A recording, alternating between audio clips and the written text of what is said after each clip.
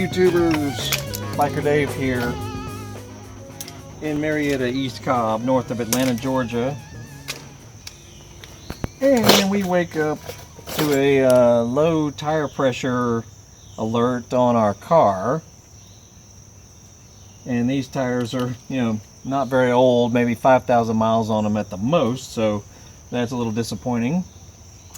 Luckily, we checked the pressure all the way around and we found the right rear was showing low, around 18 psi, which is very low. Also, fortunately, we saw the large nail inside the tire right here. So we're going to go through real quick how to plug a tire. I know many people approve or disapprove of that method of fixing a plug or fixing a flat, but we've been doing it that way for a zillion years on our own personal cars and never had a problem. So you can get a tire plug kit from most of your common auto parts stores and Walmarts and that sort of thing. They'll basically give you a few little items in a kit. You'll get a reamer, this little guy here. You'll get the actual plug inserter, and then you'll get an assortment of little tar-like, really rubbery, thick plugs. Okay, and you'll also need some various hand tools to remove whatever is inside your tire. It's probably some sort of nail or screw or something like that.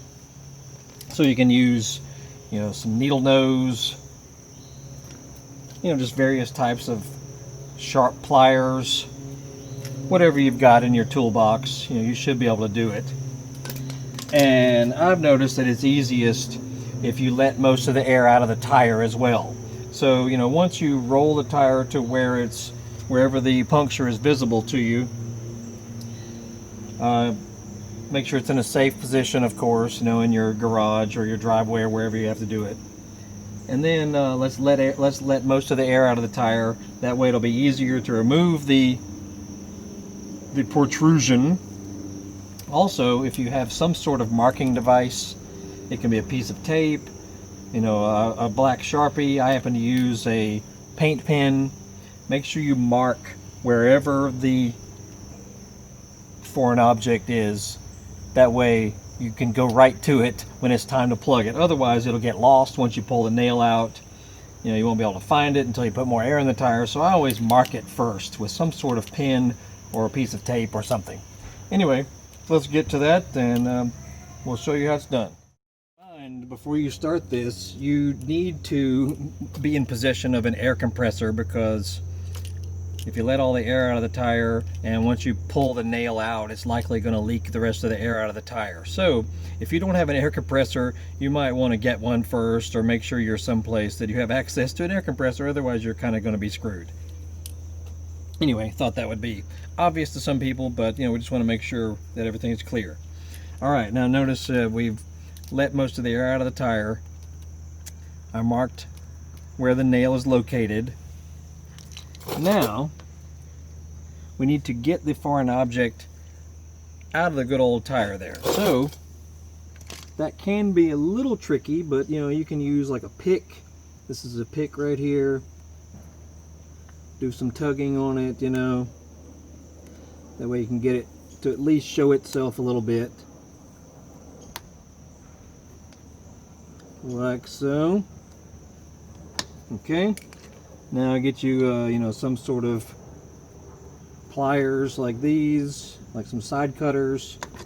Try not to break off the head though, so be careful doing this part, and just pry it out carefully, mind you. Do it carefully. Now you'll notice we have a nice nail here, and you can hear the air coming out of the tire. There's our foreign object right there. Who knows how it got there? I have no idea. Kind of frustrating because You know, you wonder how something like that. And then there's make sure you get anything out of there. There's the rest of the little foreign object. Make sure it's out of there as well. Okay. Now, this item is called the reamer. Notice it's kind of corked and spiral, and you're going to then probe into the hole that you just removed the object from. Okay, sometimes you need to lubricate a little bit, so you can put a little water or whatever on it. You know, sometimes it's easier if you lubricate this a little bit. And then when you go back into the hole, you can screw it in. Sometimes you need to be forceful with it. Okay, yeah, you have to be kind of forceful with it, because there may be little steel belts in there which is preventing you from putting the reamer down in there. And then just work it around. We're trying to make the hole a little bit bigger, which sounds ridiculous, but you have to do that because of what we're have to put in there to plug this up.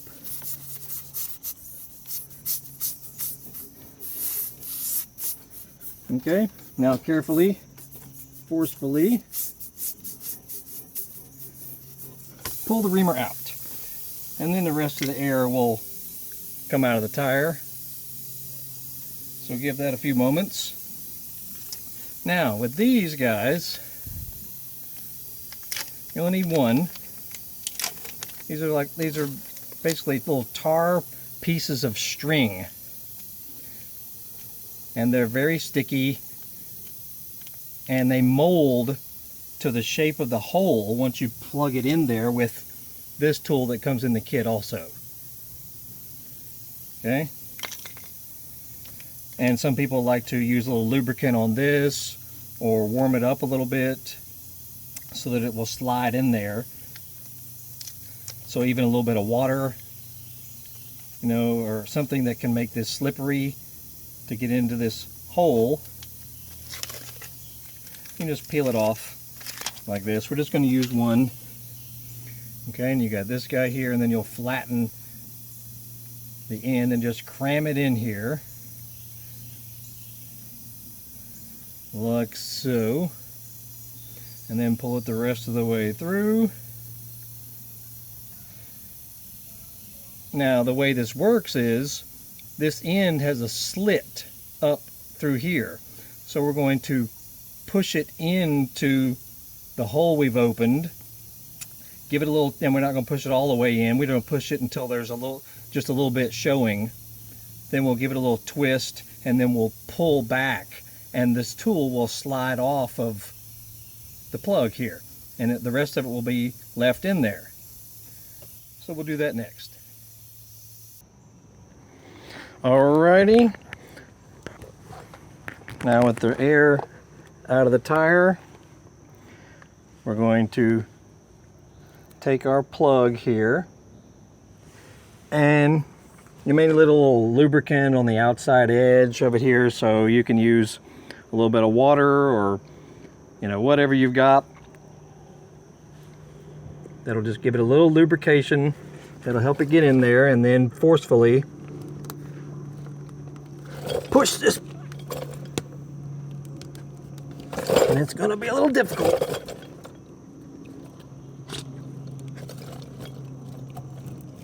Like so. And just plug her, get her on in there a good ways. Then give her a little twist, and then pull back. Notice how the tool slides off of it. It's got a slit in the very top of it there. Okay. And then we'll take our side cutters. These go right here, and just, you know, don't chop it all the way flush. Chop it just at the top. You know, maybe 1/8 of an inch or so, and chop it off. Because now, after you drive a little bit, it will mash this around. You know, it'll squish it down on there real good. and you should be good to go. Then it's time to air up the tire to whatever your specifications are, maybe around 32 psi, 34, 35, whatever your manufacturer recommends. And that should do it. And you know, once you air it up, you may want to pour a little water on it or something to see if it's leaking anywhere. Hopefully it won't be. But that's pretty much it for plugging a tire. And I know some people like or dislike that method, but especially if you got a fairly new set of tires, you know, and if you can do it yourself, it's not that big a job, and most people can handle it with common tools and an air compressor. And that's it for now, the old tire plug. Check out our other videos. We've got all kinds of how-tos and entertainment and fix-it stuff and things around the house. Your lawnmower, your car, your truck, your motorcycle, your Harley Davidson, your Yamaha dirt bike, Honda dirt bike, Polaris ATV, Suzuki ATV. We've got videos of all kinds throughout the years of ways to fix things. You know, we're not some certified pro on how to do stuff. We just try and fix it for the common person and then relay how we did it to you guys, and maybe it'll help you. And once again, my name is Biker Dave. Company is Horsepower House. You can Google us. We're all over the internet. And we have an eBay store as well. And I will post links on any of the tools I used here. So look down in the description and it'll show you where you can buy these items yourself. Hopefully this is a job you can handle. So now we'll air the tire up and hopefully go on our merry way. Y'all have a great day.